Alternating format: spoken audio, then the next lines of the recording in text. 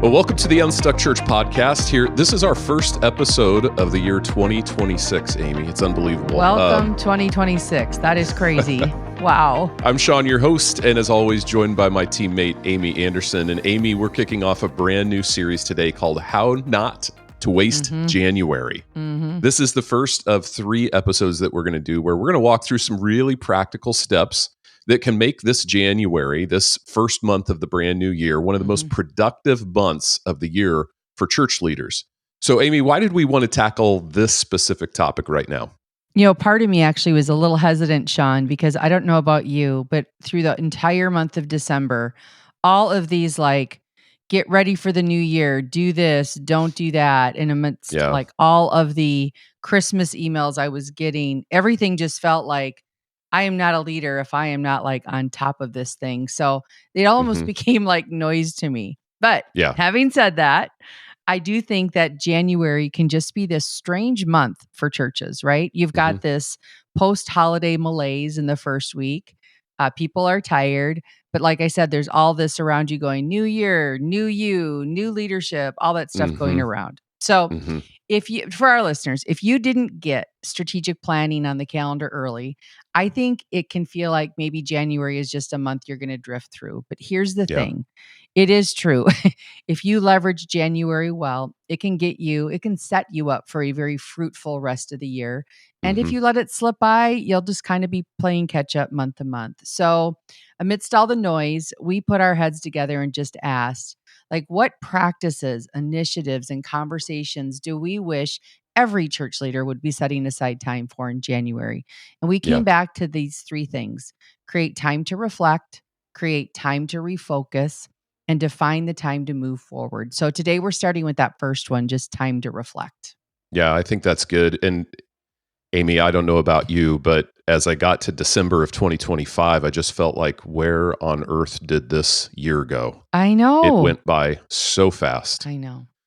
And I feel like January does the same thing. We get into a brand new year, and I think even though there probably is some, we're getting used to, or maybe getting tired of, all of the new you self-help sort of things. Yeah, we get to January, and January can fly by. We can be at the end of the first month with nothing done, right? We're just almost trying to recover from December. Now in Minnesota, January never flies by because we're always 10 below or whatever, but we can whittle it away for sure. Yeah, the way that winter has started, it might be a very slow winter, actually. Yeah. Before we dive in, let's take just a minute and thank our podcast sponsor for this week, Plain Joe. You know, if your church maybe feels like a bit of the throwback to the wood-paneled world of the 80s, or it feels like when you go into your building, you take a big step back in time, Plain Joe really has a phenomenal team of fun-loving, passionate people who are designers, architects, and specialists by trade that help transform dated spaces and imagine a worship environment that communicates each church's unique story and really appeals to people of all ages. So if that's something that would be helpful for you, you can learn more about what Plain Joe does at plainjoe.net. That's plainjoe.net. So, Amy, when we talk about reflection and assessment, what are some of the tensions that church leaders face when it comes to actually taking time to do this? Yeah, great question. I think there's actually several tensions.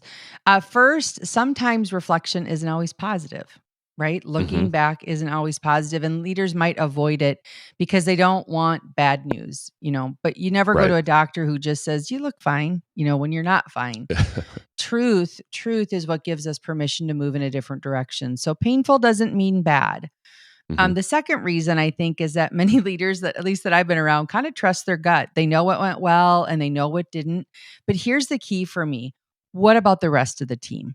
Right? I remember when I was in leadership and we'd make a decision and finally someone stopped me and said, Amy, when you guys make decisions on the executive team, you need to pause and think, who needs to know this now? And when I think about this reflection on the year, I do think lead pastors, executive pastors can do it pretty quick, but the rest of your team is not on the same page with you. And so part true. of your role is to bring people along. So, and lastly, I would just say, like you were just alluding to, Sean, did last year get away from you? I literally can Mm-hmm. remember sitting in my chair the end of 2025, and I cannot believe that was a year ago. Our Yeah. year was full of growth and momentum. Maybe yours was too, our listeners, and seemed to go by so quickly that you really didn't take time to reflect, focus, and move forward with Mm-hmm. intentionality. Yeah, that one really resonates with me, Amy. Yeah, it was quite a year. Mm-hmm. Well, the weekly pace of church is already relentless. We have to remember that one too. I don't think there's any other organization or business that works at the pace of the church. I really believe that. And to that, when you're growing quickly, which is again a lot of the churches I know I personally worked with last year, it just doesn't feel like there's time to slow down and assess. But here's the Right. irony. If you just kind of spin on that hamster wheel for another year without reflection, that could actually be what stops the growth. And Mm-hmm. some leaders say, like, we're changing so quickly. What's the point? What conclusions can we even draw? But that's exactly why you need to assess to make sense of the change and ensure that you're moving in the right direction. Yeah. Growing churches, they often feel like slowing down to assess might hurt momentum. Like we just got to Mm-hmm. keep running, working our plans. But without Mm-hmm. assessment, I think you actually risk losing. Well, you risk a little bit of burnout and you lose sight of what Yeah. actually is working. Here's what I mean by that, Sean. I was working with a large church in Texas last year, and they had been growing at a clip for a while, 15 to 20% a year for a long run. And when I had my pre-call with them, they hadn't taken one of the assessments yet, the Unstuck church assessment, and they said, we don't need it. We know we're in maintenance. We know we're in the maintenance phase of the life cycle. Mm-hmm. And what they had done is they had waited too long to assess, and then the outcome was stuckness. And it felt like a Mm-hmm. staffing level issue at first, but going through our process, they realized that they now kind of had this overgrown ministry plan that desperately needed pruning, but they were so busy growing and responding to growth that they, to use the analogy from John 15, let too many branches get overgrown. So Mm-hmm. just regular checkups prevent major health failures down the road. And as we talked about quite a bit last year, your dad is going to be telling you a story earlier than when you feel and sense what's happening. So Yeah. assessment kind of wards off future surprises and slowdowns. That's good. Yeah. Okay. So those are the tensions. Mhm. What's the solution? How do we actually do this well? Yeah, and jump in here, Sean, if you have any ideas. But I just think don't just rely on personal reflections and memories of the year. Consider some more objective and structured assessments. We have several of these in the Learning Hub. So, for Mm-hmm. example, the solution starts with objectively redefining what success looks like for you based on where you're in the church life cycle. By understanding where you are in that life cycle, you can have clarity on what success actually looks like for your church next. It's what I love about the church, Sean, and the way Tony Morgan wrote it is if this is where you are, here's the key things that you need to be working on to stay Yeah. healthy or to get healthy. So, for Mm-hmm. example, if you're one of the fast growing churches we've been talking about, you might have been in momentum growth this year in the church life cycle. That's the left side of the wheel climbing towards the top. And what that Mm-hmm. typically looks like is you're just busy making space for new people. Your kind of air quote come and see or invite culture is all revved up. Momentum is contagious. You're reaching a lot of people in this phase. Well, the next steps, one of the key next steps in this phase is to give leadership away. Like, this Mm-hmm. is the time you need to move from managing people to leading people. Senior pastors, this is a time when you need a senior leadership team. Um, this is where we have to start talking about are we raising up leaders of leaders, right? For Yeah. ministry leaders, this is where the muscle of engaging not only volunteers in ministry, but volunteer leaders. It's critical. You don't want to Mm-hmm. be that church, and I've worked with many that look up one day after this time of growth and go, shoot, we hired doers of ministry, not leaders of Yeah. ministry. Another critical step when you're in that momentum growth season is to define your vision.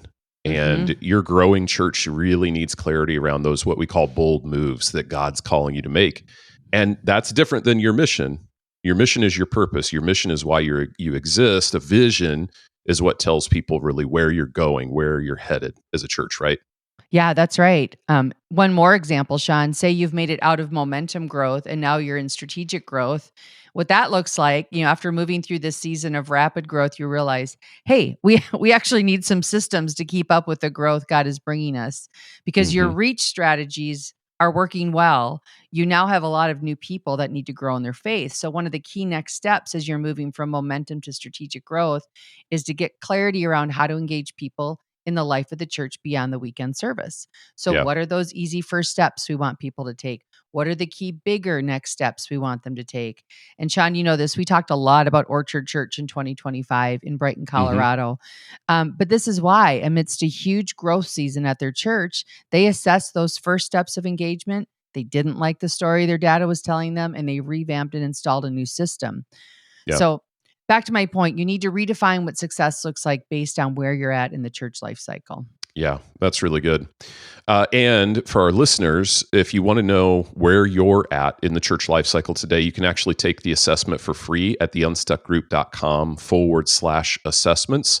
That's within our Learning Hub, but you can take the Unstuck Church assessment completely for free. You don't have to subscribe to the Learning Hub to be a part of that. It's a great way to start the year. Get her done. It is. Absolutely. So let's talk about solutions then, Amy.